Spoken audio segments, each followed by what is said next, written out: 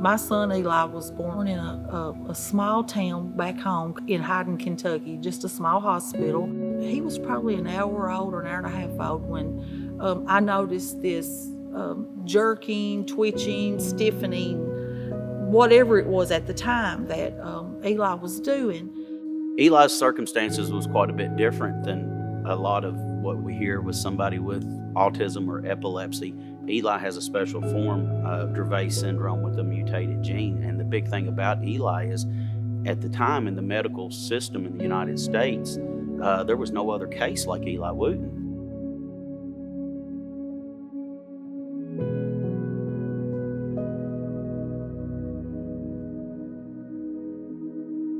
By the time, he's 3 years old, he's having 4 types of seizures, and 3 out of the 4 he stops breathing, and it's just no quality of life for him.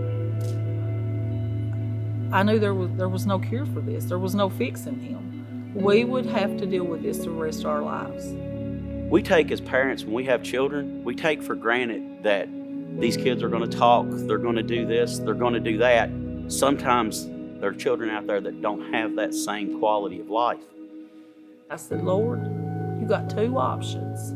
You either take him right now because this is no quality of life for him to live, or you leave him and fix this because he can't continue to live like this.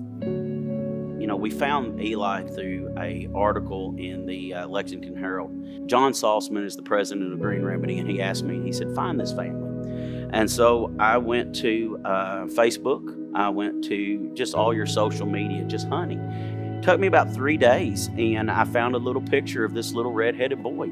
And I was like, oh my God, I did it, I found it. I had gotten a message from a fellow by the name of Chad Wilson. He said, I hope this is the right family. This is Eli's mom. He said, I work with Green Remedy. He said, we grow hemp here in Kentucky. We're just trying to help a family meet a need. We ended up talking that evening for hours on the phone. She immediately started crying. And then, of course, here I am. I'm crying on the phone with her. And next thing you know, we're sending product.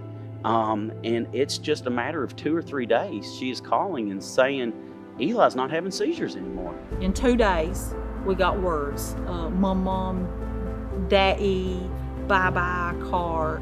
We were finally getting to meet our kid. How old are you? How old are you? How old? 5. That's right. E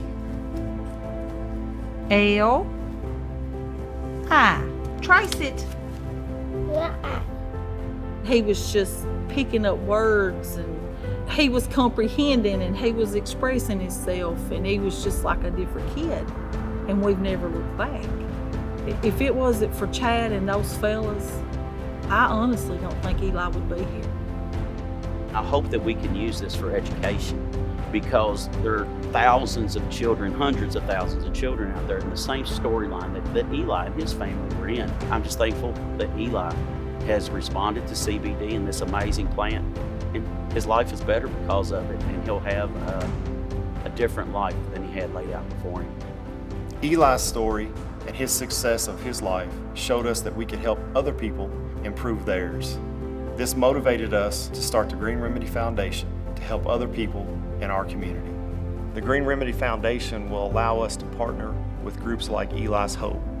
As in the telling of this story, it's a real honor for Green Remedy to be here today and to do this, because we're announcing that we have made a brand for Eli, and it's called Eli's Reserve. For every bottle that is sold of Eli's Reserve, we're going to give back to Eli's Hope. I'm just thankful that Eli has responded to CBD and this amazing plant, and his life is better because of it, and he'll have a different life than he had laid out before him. And I'm thankful that Green Remedy could be a part of that.